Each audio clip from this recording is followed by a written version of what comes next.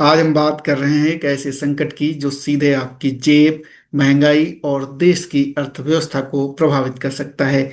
मैं बात कर रहा हूं इंडिया के ऑयल क्राइसिस की। मेरा नाम महेंद्र है और आप देख रहे हैं द इंटरव्यू टाइम्स। दोस्तों नमस्कार। बात मिडिल ईस्ट में चल रहे युद्ध की। और ये युद्ध अब क्षेत्रीय संघर्ष नहीं रह गया है, बल्कि इसका असर पूरी दुनिया की अर्थव्यवस्था पर पड़ रहा है। और सबसे ज्यादा जिस पर असर पड़ रहा है वो है अपना देश भारत। मूडीज जैसी बड़ी रेटिंग एजेंसी ने साफ चेतावनी दी है कि अगर हालात और बिगड़ते हैं तो भारत की जीडीपी पर 4% तक का झटका लग सकता है। भारत दरअसल अपनी जरूरत का लगभग 46% तेल और एलएनजी मिडिल ईस्ट से आयात करता है। यानी अगर वहां सप्लाई रुकती है तो भारत पर इसका सीधा असर पड़ता है। सबसे बड़ा खतरा स्ट्रेट ऑफ हार्मुज का है, जो कि अभी बंद है। और ये वो समुद्री रास्ता है जहां से दुनिया का करीब 20% तेल आयात किया जाता है, यानी गुजरता है। और वहां पर रुकावट है तो इसका मतलब कि पूरी सप्लाई चेन हिल जाती है। अब तेल की कीमतें भी बढ़ रही हैं। यूएस और इजरायली स्ट्राइक से जो ईरान में हालात बिगड़े हैं, और ईरान ने जो हार्मुज पे नियंत्रण रख लिया है अपना, तो उसकी वजह से कच्चे तेल के दाम $109 प्रति बैरल के आसपास पहुंच चुके हैं। यानी कि ये और भी बढ़ सकते हैं अगर ये क्राइसिस कंटिन्यू रहती है। ये 119-120 प्रति बैरल, यहाँ तक कि कुछ लोग कह रहे हैं $200 प्रति बैरल तक भी जा सकता है। इसका मतलब है कि भारत के लिए और ज़्यादा संकट होगा।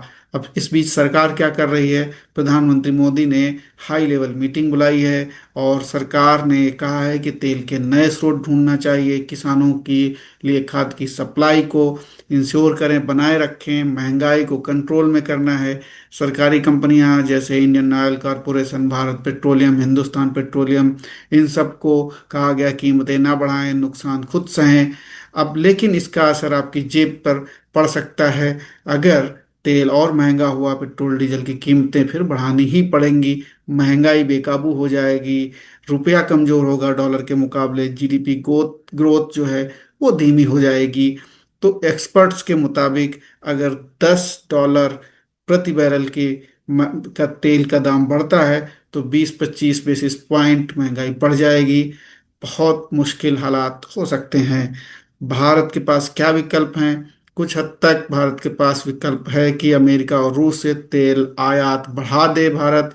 अभी 70% तेल जो है हार्मुज रूट के अलावा दूसरी जगहों से आ रहा है। लेकिन एलएनजी को लेकर एक बड़ी समस्या है। दरअसल एलएनजी का 45% हिस्सा कतर से आता है, और वहाँ की सप्लाई अगर रुक गई तो फिर गैस और एलपीजी की दिक्कत हो सकती है। फिलहाल ये सिर्फ एक तेल संकट को मत समझिए कि ये सिर्फ एक तेल संकट है। तेल से जुड़ी हुई बहुत सारी चीजें जुड़ी हुई होती हैं। तो ये भारत की एनर्जी सिक्योरिटी का सबसे बड़ा टेस्ट है।